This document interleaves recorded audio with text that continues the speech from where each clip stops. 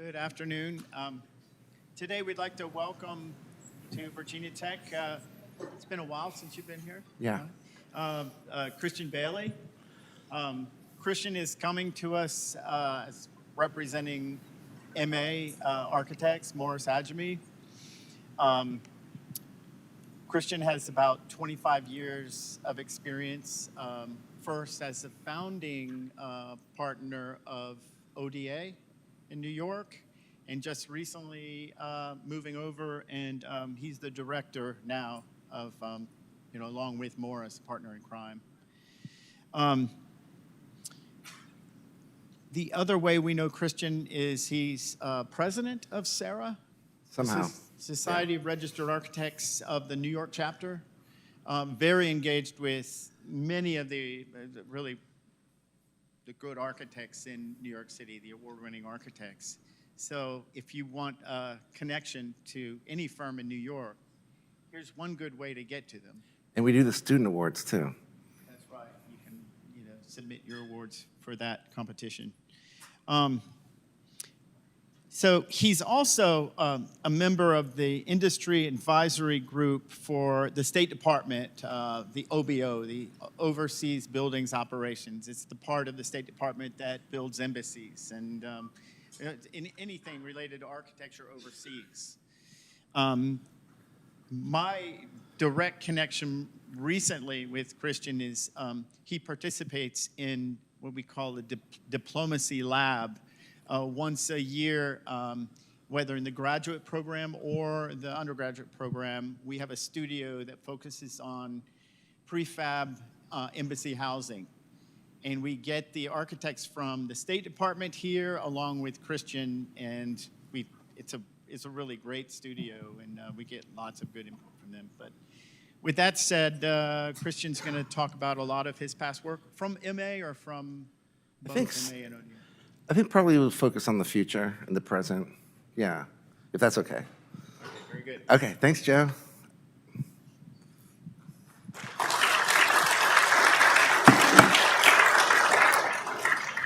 Yeah, thanks for the introduction, Joe. Jim, Patrick, can you hear me? Okay. Appreciate everyone coming out. I know you're getting close to finals. What you got? Oh, yeah, right.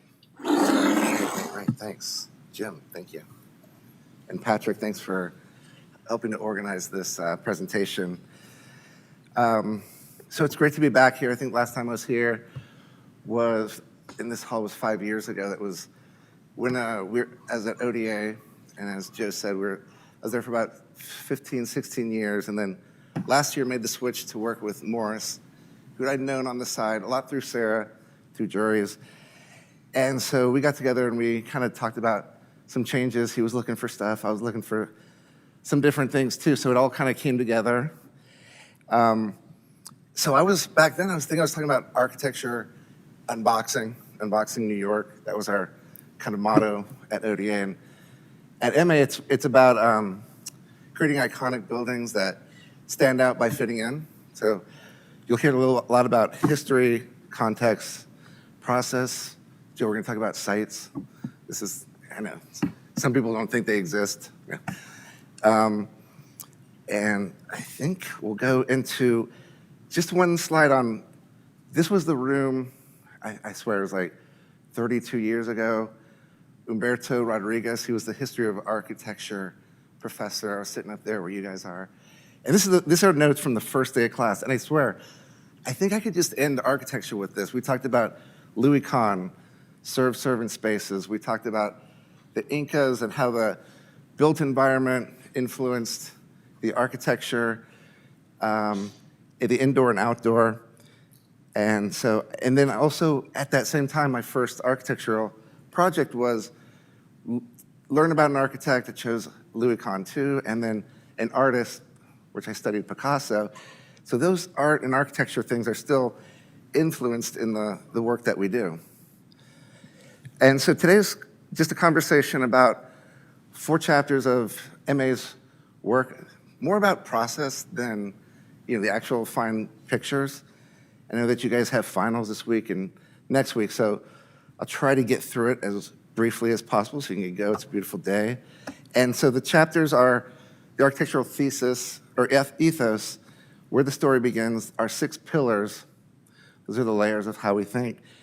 That's the crux of it. And then the last case studies is just a lot of visuals. So on the ethos, our goal is always to create buildings that stand out by fitting in. The work is inspired by art, history, and context. And we wanted to create something meaningful and good, not just for the next 30 years, but for the next century. So the way we use materials, the way we think about things. Sometimes our clients aren't thinking that, but oftentimes there's a couple things working at the same time. Buildings that are durable, resilient, and worth preserving. We designed from all scales, from the neighborhood down to selecting the artwork for buildings.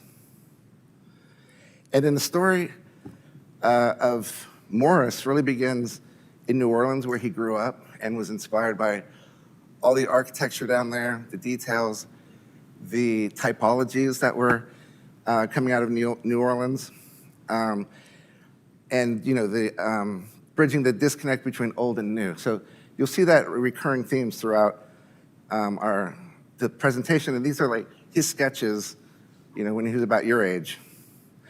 Here's a glimpse at his graduate thesis. I'm not going to pretend like I know what he's thinking about, because that's like a little too much right now. But it's like this deep analysis of typology in different houses.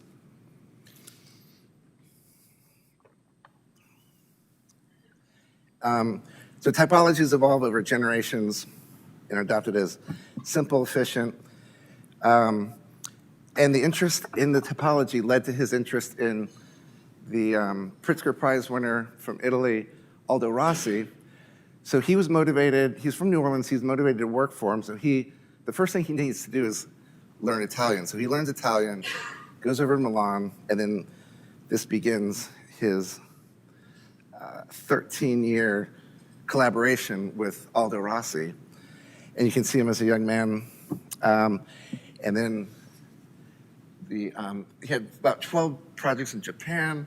And then we'll talk about the Scholastic Building, which is where the only and first building in New York done by Aldo Rossi. Okay.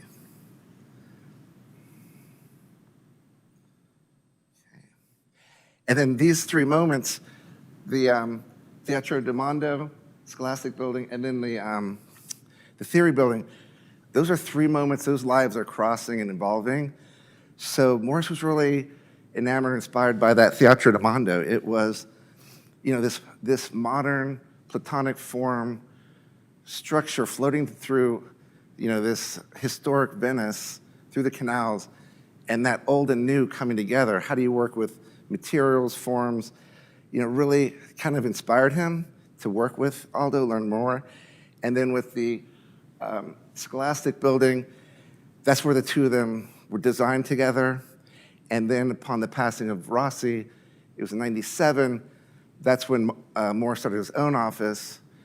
And then the first building was the Theory Building, which all the things he learned from the past, he's starting to apply to it. And just a side note on Aldo Rossi, we have a couple classmates here. We all graduated in '94.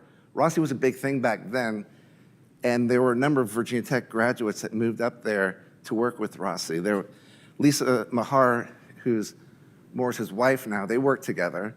One of our classmates, Marilyn Williams, Mike Nolan, John Ottinger. So there's a big Virginia Tech influence up there. These are those 3 buildings in the constructed forms. And I think with the Scholastic Building in particular, how you interpret the context, designed as a kit of parts similar to how cast iron buildings were constructed in Soho in New York at the time, and those metal components that were purchased from catalogs. So they're thinking about that. And then with the Theory Building, this set the tone for this research-based design approach that we continue to use and evolve. I'll just go back with one note about Scholastic, just talking to Morris, like the the one on the left, that's the one facing Broadway, if you've ever been to New York. It's more monumentality, and that reflects a lot of Aldo and his ideas. And the one on the right, that's a little bit more of an imprint of Morris. It's a more working street on Mercer Street, and you can see some of those themes kind of repeat in Morris's work. So something about our buildings, the architecture is about creating buildings that stand out, by fitting in, like I said before, which means they're part of the city. They're always a piece of something. They don't need to be this star. They don't need to be this world's fair pavilion that's, this shining thing on a hill. He loves the idea of like context, and that gives ideas towards the buildings. It's always a piece of something, and it's often having a multi-layered response to, multi-layered site. As you can see with the Samsung building, that's a sketch. That's in the Meatpacking District. In the case studies, I'll talk more about it. But every time we start something, it's just the site, the city, the urban fabric around here. And so, is Yasmin here? Yeah, there she's in the back. Yasmin I met at Career Fair 2 months ago. We're just looking through work.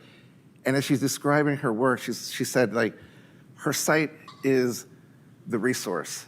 And I was like, we think of the site as being important, but when she said it that way, I wrote it down because there's so much things you can get from just the site alone. Like I'm sorry, Jeff, I'm kind of going off topic here, sorry. But you can almost, I can see an architectural project where forget all your thoughts coming in from outer space and landing, just what's on the site, is it the rock formation, the flowers, the trees, and build something from that. And then in an urban setting, we're often building on top of building, so the existing building becomes our site. So that's another way of context and contours that happen. All right, so we got through the first 2 chapters, and then the 6 pillars, this is really our process. There's a series of layers. Sometimes our projects apply all 6 of them, sometimes it's 2, depending where the project is, what it's about. So beginning with context, we believe coexistence of historical and contemporary design is essential for creating a sense of architectural continuity in our cities. MA's buildings are rooted in understanding of history and context, but the work is not just historical. Some of the projects are radically contextual, like the one on the left, Sterling Mason, and then to the right, you've got these towers that are but more contextual, but still the details or the patterns are coming from the city. And then the 2 ones in the middle, Mulberry and 520, I'll talk about in the case studies.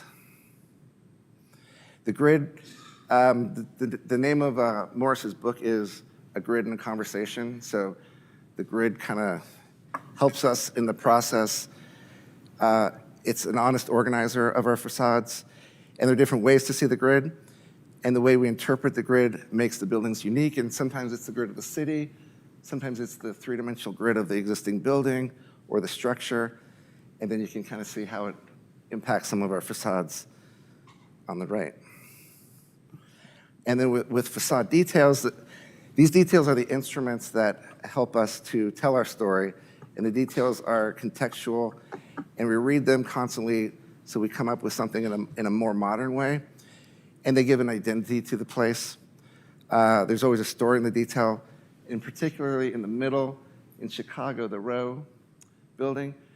It's a tower, and it's right by the Loop in Chicago, and so we took that idea of the bracket, a simple detail, and we applied that to the facade, so we're bringing something from the neighboring structure into the building, also the steel, the color. Materiality helps us to tailor those details, sometimes in conventional ways, oftentimes trying to push the limits of a material, similar to how an artist might work with materials and trying to see things in a different way, coming out with a different outcome or expression or experience. And we prefer to use materials that age well, that are durable, have a human quality about them. Some of the materials we've worked a lot with is brick, concrete, steel, and terracotta. The fifth pillar or layer of our process is industrial forms. I think this one, the next one are some of my favorites. They're, often the projects we're working on are in post-evolving industrial communities. Like the last 20, 25 years, we've seen like waterfronts that used to be factories rezoned for residential and communities and parks.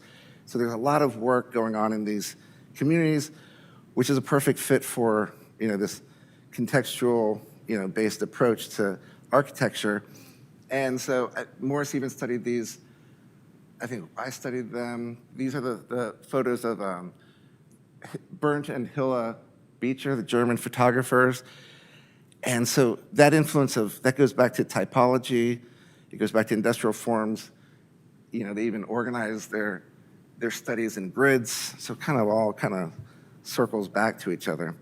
If you guys don't know that book or seen it, it's a pretty good thing to look at. And the last of the pillars is art influences. So this kind of helps layer, like the Sterling Mason, the Tribeca, there's a tradition of one warehouse being built next to the warehouse, sometimes identical. We took that same approach. And brick is on the right, and then what's on the left is zinc and GFRC facade, new materials, same way. And, Andy Warhol's working with different screen prints of the same thing. The Theory Building, or the 11 Great Jones, Donald Judd and his tube of steel cut into a plywood box. We're looking at that, how we work with that within a brick structure. Or with the 837 Washington Street, this is this torqued tower that's influenced a bit from Richard Serra's torqued ellipses. Okay, so we're with the case studies. I'll dive into a little bit of these. Starting with 837 Washington Street. Again, this is the Meatpacking District. It's the Samsung headquarters. It was designed maybe 15, 20 years ago. And this project was treated as two distinct but coexisting buildings. One that stands out, which is the new twisted steel and glass tower, and one that fits in, which is a respectfully restored brick building. I mean, honestly, when I was intrigued by this, I don't think it was till 20 times seeing it that I realized there was a brick building below. I was just looking at the tower. And, oftentimes with adaptive reuse, working through adaptive reuse, those that have done that, it's oftentimes twice as much work because you have to understand the existing building, the new, integrate it. As a young architect, I found it pretty frustrating. But then once you realize the power that can come out of it and the sustainable elements that come out of it, because structure holds 70, 60% of the embodied carbon in a project. So if you can keep the structure and then build with it, it's a sustainable approach to architecture. And again, this slide, goes back to the art influences, how we start, and then, near the water is this deteriorating pier, and then we're thinking about that as we're designing the building and the program. It's an office building. And then more tangible is it's located right in the Meatpacking District where the 1811 commissioned New York City grid is at the top, and then also where the more organic West Village streets are. So you kind of merge those together, and then rotating the tower reflects the two city grids, merging together, and then by merging that, you also create more outdoor space, and then that steel has a dialogue with the High Line, which is across the street. So you bring the steel work, the colors, and then the visual dialogue with the terraces and the landscape.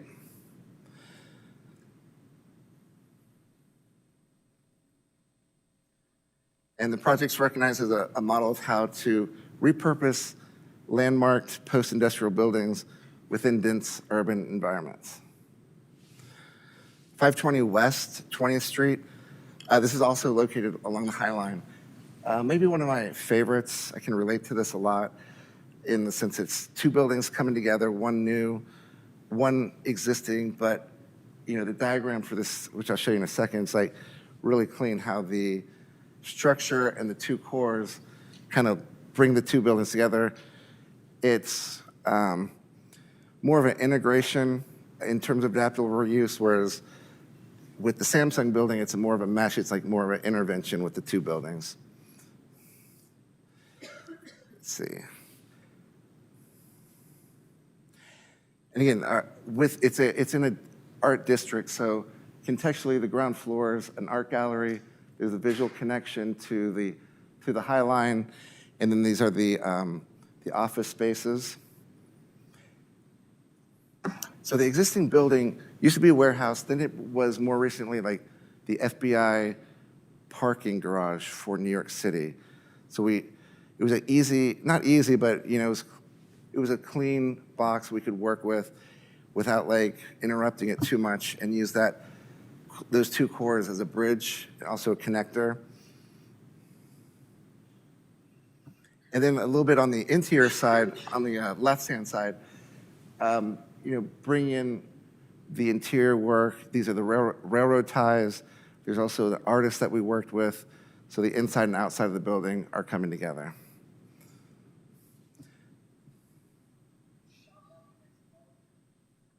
No, shop was not involved with this one. Maybe some of the other ones, but we try to do our own stuff. Yeah. Thanks for bringing that up. Any other?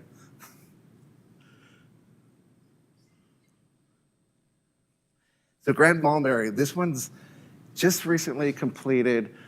It's in Little Italy. It's a fun little project that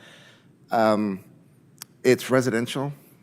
Just think when I'm talking about modern apartment sizes, and then think about like the tenement buildings of a few hundred years ago where they tried to fit in as much as they could.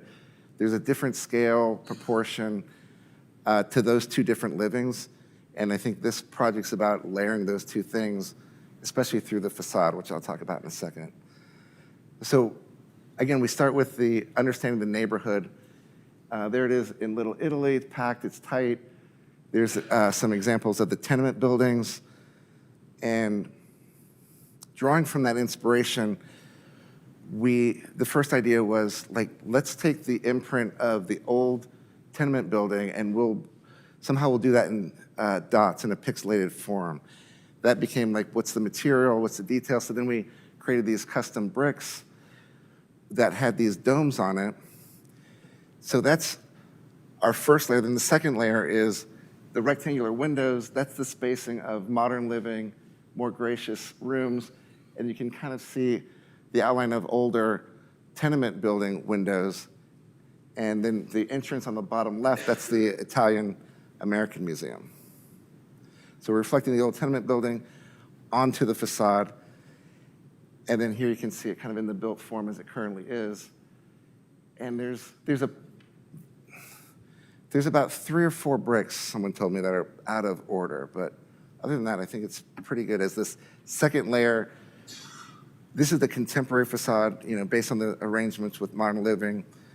And then the overlapping of the old and the new, those two layers create the interlocking facade articulation. And then here's kind of a blow up of these bricks. So whenever you get into custom, you got to be careful, balance. It's also a developer-driven project. They just want to get the money again, come in and out. We want this thing to last a long time. So we work closely with the brick manufacturer, and we essentially came up with just 10 different bricks that could work throughout the whole building. And so we worked closely with the bricklayer so that they could get this in order. Like I said, I think there was 2 or 3 instances where the order was out, but keeping to the 10 different types helped with the economy and the scale and the production. And then this is where the Italian Museum entrance is. I think more importantly is how, on the left is a section of how you bring in light to a space that's deep underground. So it's not from the front, it's actually from the back through skylight, openings, and then finally filtering through to the bottom. So the Grand Mulberry's exterior is an example of how modern concepts can be applied to traditional methods and materials to develop unique and intricate facade designs. And I think the red-orange color pays homage to the neighborhood as well. This was a unique opportunity. This is in Atlanta. Now we're kind of outside the city a little bit, in an industrial area. It was a hotel and a residential combined. It's a development, but we try to break this down into districts so that there's walking streets, living streets between them, and it's activating the ground floor. And just focusing on the hotel part, this is where the client came to us and like, we want something bold. This is a hotel, we want to bring attention. It's kind of sometimes outside of our comfort zone to like have not to have too much context around. So we draw from those industrial forms from the Beecher photographies and all those forms. So we came up with this concrete diagrid where the concrete is actually the expression of the building, and it's also the structure of the building. So there's no vertical columns on the perimeter. And the glass is inset from there. So whenever you get complex, the first thing your mind should be going is, we got to prove this out, make sure your coordination's done early so you can convince whoever you're working with that this is going to work out, and just, hope for the best. But if you do it properly and give the confidence, and sometimes they're going to be like, it's too expensive, you got to like work through those conversations. So this is it under construction. I think it'll be completed this summer.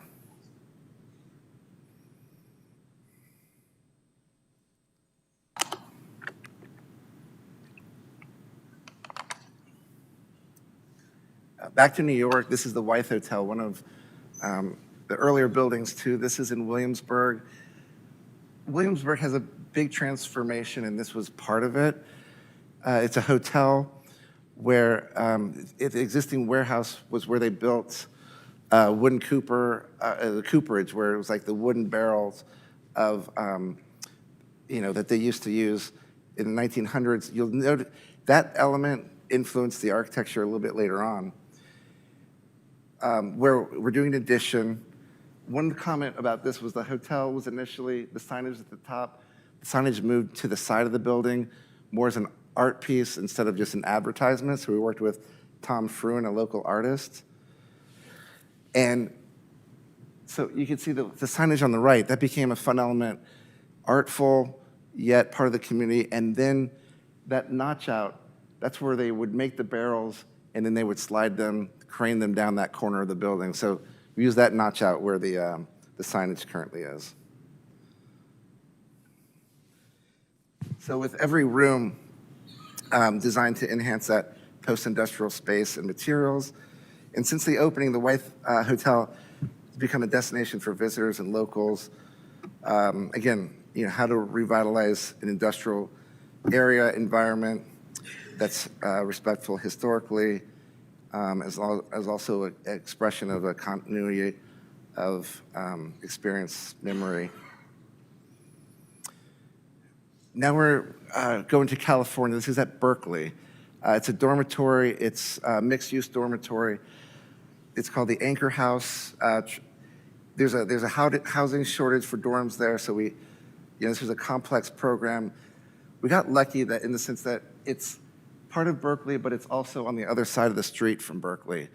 So it was private money helped to donate, went into this. So instead of taking 7 years, this was expedited in like about 2 to 3 years. So, and it was a bit more streamlined because it was outside of the community. Often we're working with all these stakeholders, which is part of our job, which is embracing that and coming out with ideas. Once in a while you get lucky and you can skirt through that.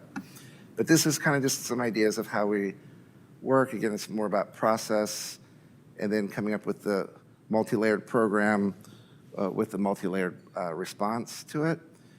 And always starting with, activating that ground floor plane, how to make it interesting. When you guys are like drawing buildings, I know bird's eye views are great, but the best experience is from the street. So always be thinking about what that street experience is like, how to make that active. And then the couple innovative parts of this was in the prefabrication. This used a system called Clark Composite Architectural Precast Panels, CCAPs, and then the windows were installed in the factory, and then the prefabricated panels then were installed by crane, and so we were installing about one facade per floor per week. And a couple of the sustainable aspects of it, it was LEED Gold, so we're working with high performance facades, sun shading, roof panels, LED lighting, climate appropriate landscape, green roofs, and this helped to bring down the baseline annual site energy consumption by about 29% after the analysis was done. This is a project in Old Town Alexandria, Robinson Terminal. I'm currently working on this. It's in Old Town Alexandria. Obviously, we have the WAC Center, if anybody has been there, part of Virginia Tech. So this was fun to go back there. The idea was it is the last site on the water that was available for development. So it was a special site, and the idea was create a distinguished building, that's in harmony with the scale and dignity of the surrounding neighborhood. And so this one, I'll just go through how we presented this to the city. And again, going back to meet friends in college because they might come and help you someday. Bill Conkey is on the city staff. He's a classmate of mine. So when we went to the city, I had preemptive meetings with him, like, don't worry about the architecture, just kind of like, let's get this approved quickly. So that would help me get through the presentation. But we also worked hard on the architecture too. So use your friends, help you get through it. And that experience, because I went to WAC, was so beneficial for presenting because, some of the influences were the Ford factory. It's no longer there. A lot of people currently don't know about it, but it influenced me when I was a student there. And when we presented, that comes through in our work, and I think they appreciated that. We remembered that, and we brought it into it. And so when we start a project, we always start with the context. We do our study. The upper left is the existing building. We're keeping the slab of the building. There's a little bit of sustainability in that. And then we're looking at the different character and context of it along the Potomac River. And then we're looking at the design character. So we're going in and we're looking at the Ford factory at the top left. And that was designed by Albert Kahn. He designed about 30% of the industrial buildings in America during that time with the 30s, 40s, 50s. So it was a special building. It's on a pier. It was taken down maybe 20 years ago. I think the story is they couldn't salvage it because on piers, those piers were deteriorating. I'm not sure why. But anyway, it's not a good place without it. So we brought that back into the fold. And then Torpedo Factory, where it used to make torpedoes, now it holds artists. And take a note of the corner opening, and then with the Torpedo Factory, the ribbing of the brick, because that comes through in our work a little bit later. So we always start with the site and the zoning. It says it's 2 bars. Then we start thinking about the site, diagramming it. Start with 2 bars. What do we want to get out of this project? We want views. You're on the water. So the diagram on the bottom left is, let's split that east building towards the water, create views, create openings, create light, create more moments. And then this was a lesson we learned in Seaside, Florida, where the houses on the ocean front or the Gulf were turned perpendicular to the shore, and then the houses across the street were parallel, so everyone has a peek through to the water. So being a good neighbor, we took that into this development here. And then we dive into, like, where are the other moments that we want to capture? We want to bring the landscape together. We want to connect the Founders Park on the lower left, on the bottom to Orinoco Park, which was right now disconnected. We also want to integrate North Old Town with the Old Town Alexandria to the south. We come up with a little articulation. This is kind of what we're presenting to the staff architects in the city. We show them this is still initial beginning, but we don't go too far into rendering sometimes. This is a little bit sketchy, so they can feel like they can contribute to the conversation as well. And then this was one of the anchors at the water, so we can activate the landscape. Landscape, I haven't talked enough about, but that's like critical to your architecture as well. There's a little bit in this at the end. And this was at the east building with the glass connector. At the base, a lot of the brick, you can kind of slightly see it's horizontal. It's taking that color and that shape from the old Ford factory. And then on the other side, we have these big openings. Those corner openings also sort of harken back toward the torpedo factory. And then because it's a long bar building, we're also, how do we make it a little bit porous? How do we break up the scale? So we're looking with different materials. And then landscape, we work closely with landscape. Some offices have landscape built into their company. I advise that because that's pretty good when you inside and outside are talking together. So, even these are goals that the landscape architect that mimic our goals as the architect, which is, enhance the public access, the key views, integrate the site with the waterfront, celebrate the history, and create a resilient, welcoming, and engaging experience. And then just like the architects, the landscape architects are also diagramming different moments, different vignettes. And so we're just finishing concept, going through schematic, and you guys have a lot of work to do, so maybe I'll skip the other case studies so we can go home early. And then thank you very much. And if you guys have any questions, I'm happy to take them. I think that's it.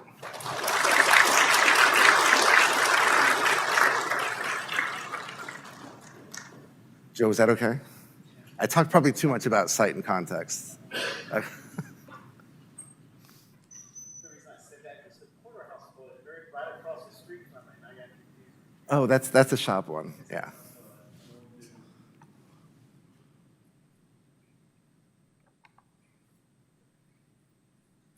Yeah, in the back.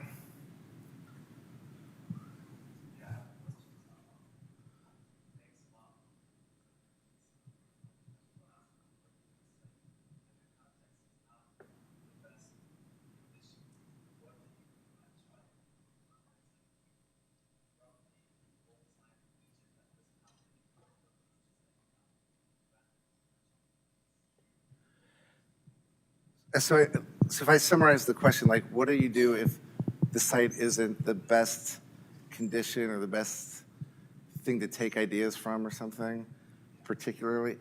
I mean, I don't know. I sort of go back to the Samsung building, where if I was your age, I would just be like, here's this like one-story building, the one-story building on the left there. I wouldn't have thought that was special. I would have just maybe said let's do something new and grand.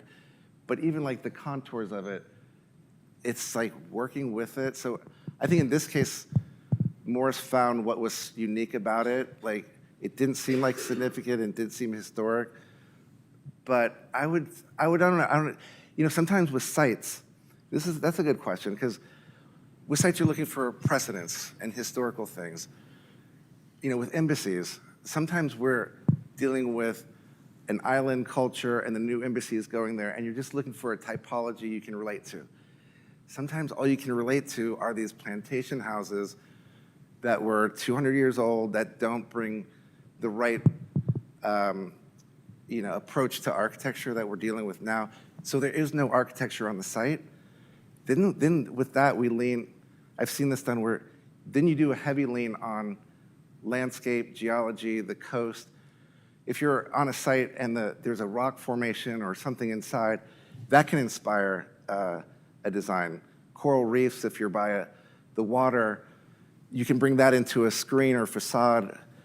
And then I would say, and if that doesn't work, and this is how some competitions have been won, where they go deep. Like there was a competition in Portland, Maine a couple years ago, and I remember seeing the winner. The first thing is like, oh, there's brick buildings, let's relate to that, or there's context.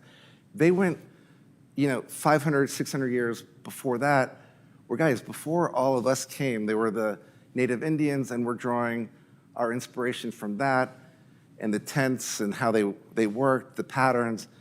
And so that's a kind of a winning combination too. Like context goes back, 100 years. So if there's currently like, a chop shop or a garage, and yeah, you don't want to mimic that, see what research, see what was there before, and try to go deeper than that. We're working with something in Fort Worth. Fort Worth kind of stopped, well, I mean, I love Fort Worth, that's where I'm kind of from too, but the architecture wasn't anything inspiring, but you go back beyond what's current, and then you go to like it started with like the package housing from the cattle, and some of those have some iconic typology to it. So maybe the inspiration's from that generation, not the current, commercial buildings that, somehow sprouted. But no slant on Fort Worth, so it's good. Yeah.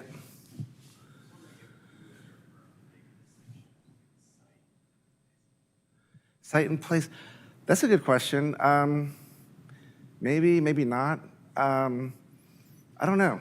I've only been there a year. So, but I think they're kind of tied together.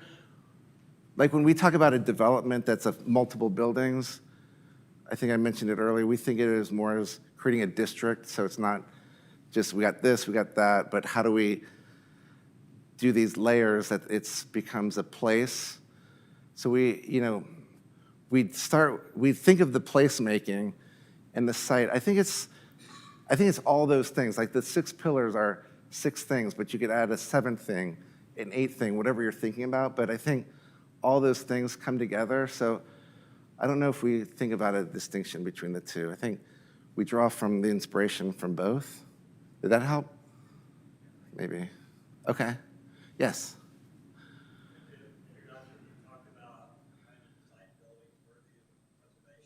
Right?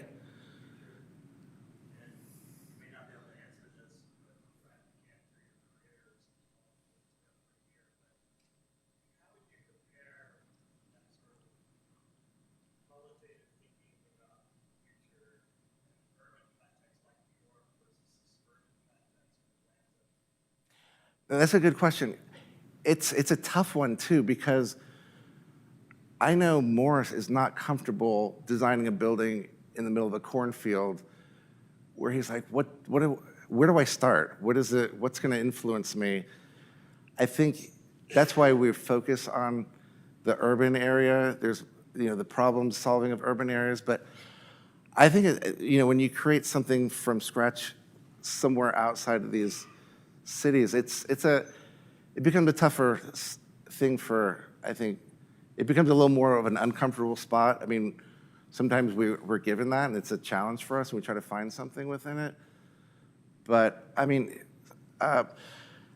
we're working, I guess something in the suburbs we're working now is, it's in Dallas Design District, and we were asked to do it's kind of an existing strip mall.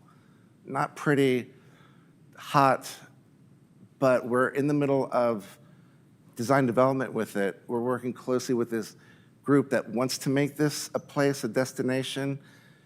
And so I think we're rethinking we're working with the bones of it. We're not late, because we have to be careful with, the place is gonna be there, but then how do we articulate and make this a place that draws people in?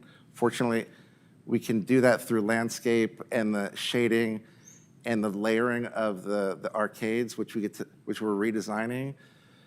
But it's certainly it's certainly something that we're typically not doing, but we're trying to make this a place worth going to for the next 50, 100 years.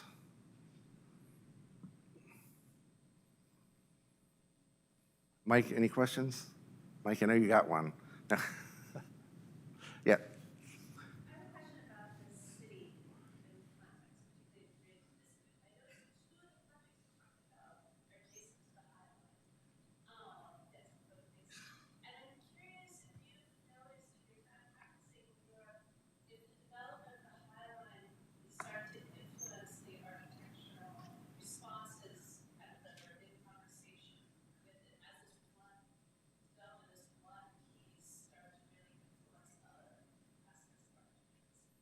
Yeah, I would say, the questions about like this new, the High Line was probably going to be destroyed. It got this grassroots organization, saved it, made it into what it currently is, and it becomes this generator of ideas and communities.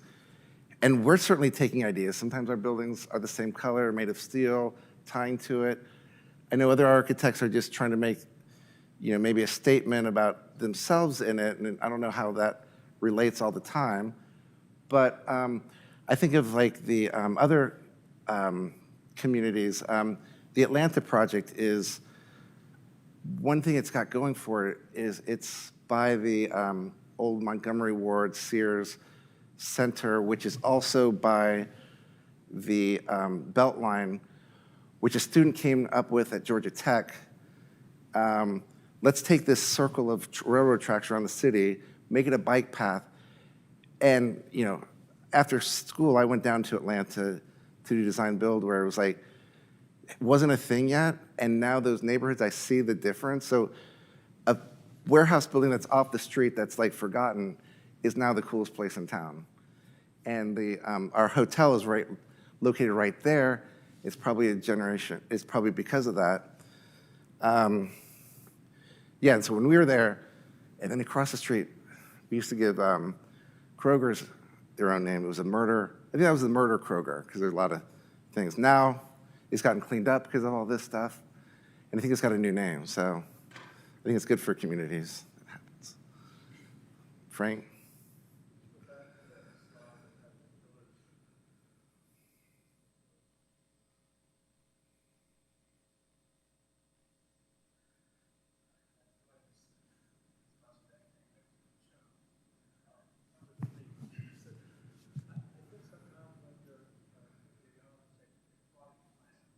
Right.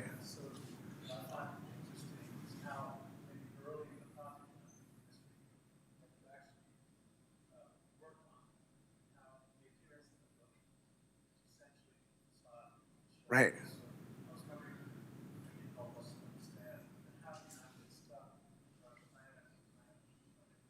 Right, because it's a holistic approach to drawing, because you're talking about the function, you're talking about plans, you've got to make that work.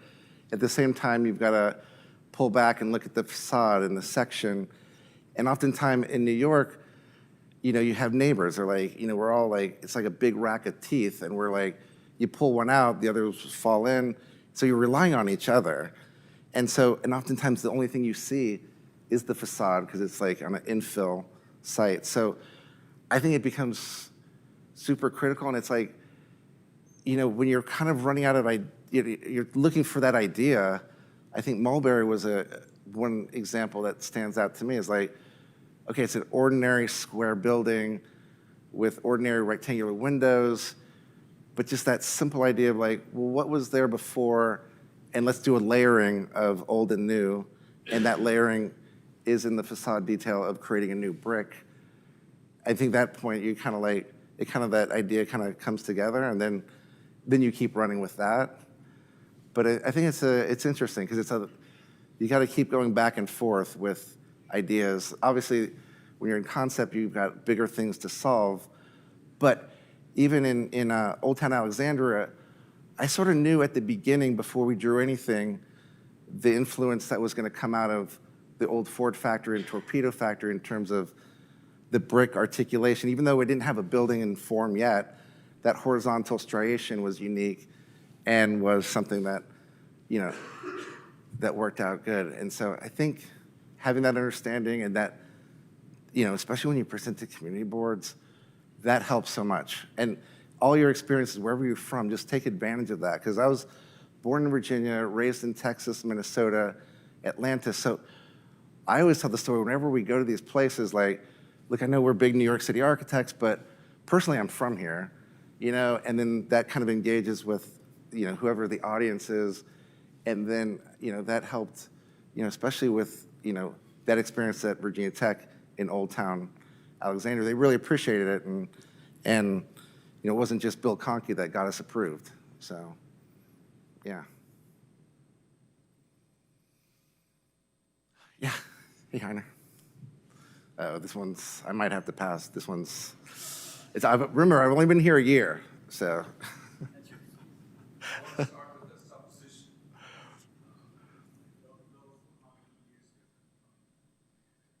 Right, I think 10. Yeah, it's getting old. I mean, no. I love it.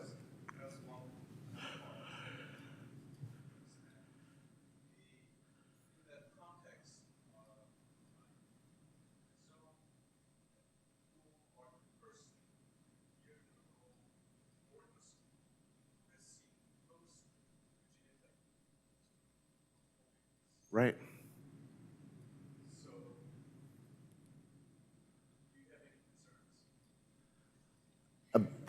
Ooh, I was there 2 months ago, and whew, no, because I go to different schools. I can relate to different work and different portfolios.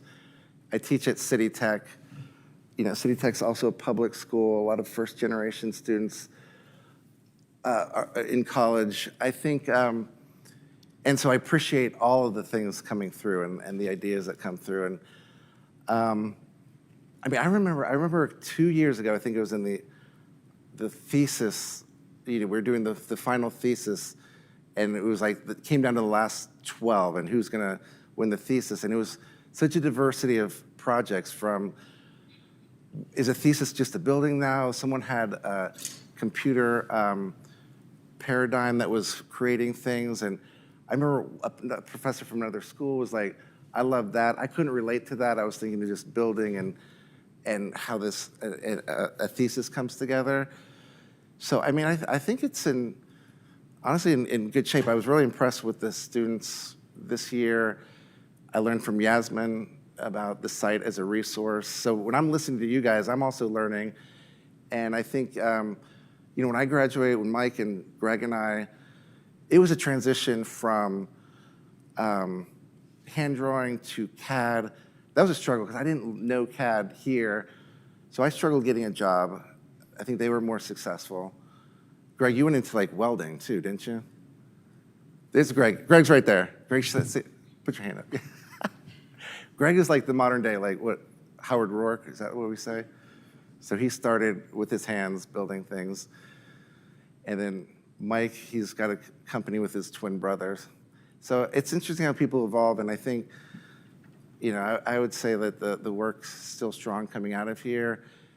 The impression I hear in New York about Virginia Tech, was a few years ago working with, one of my best friends was at KPF.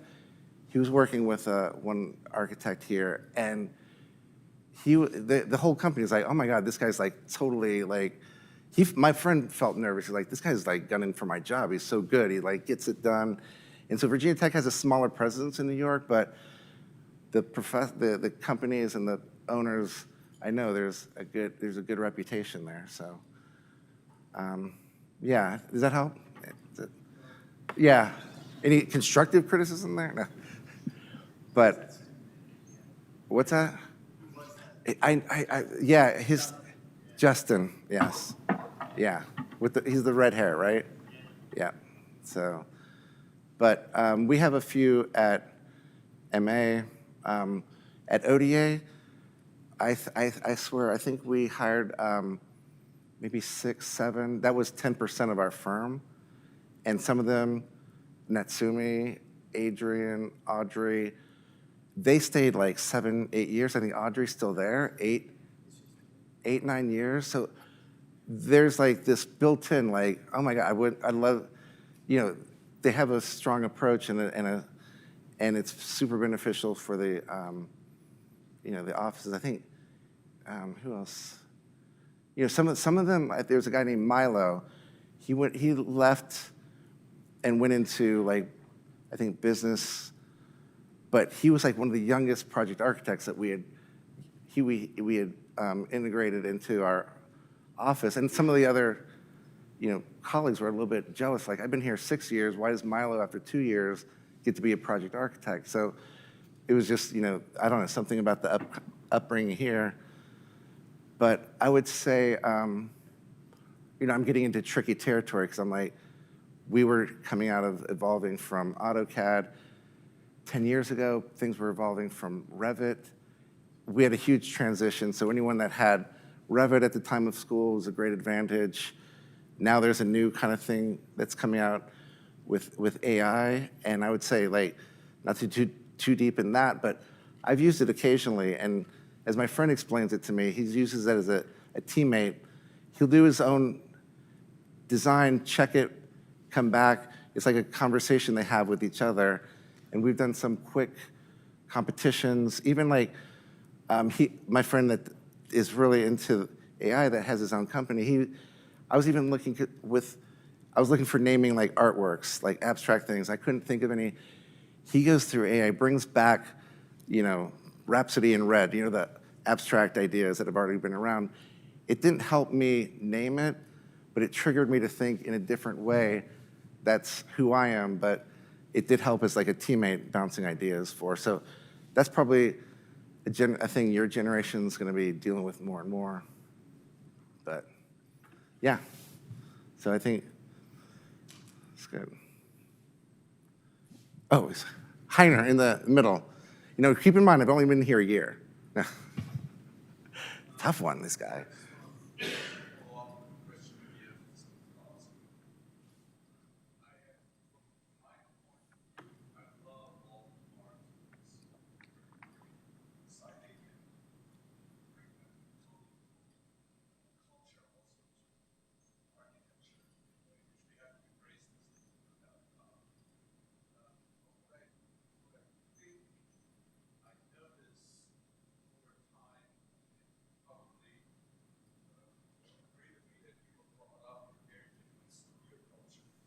Mm-hmm.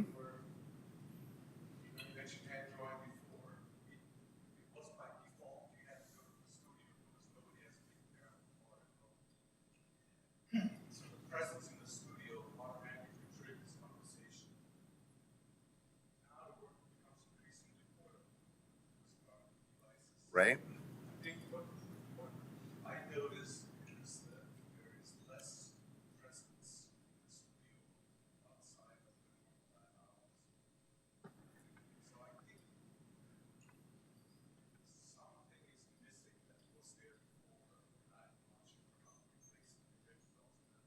Yeah, it's kind of like a little bit of a perfect storm of, COVID happened, that changes some ways of thinking from being in person to remote.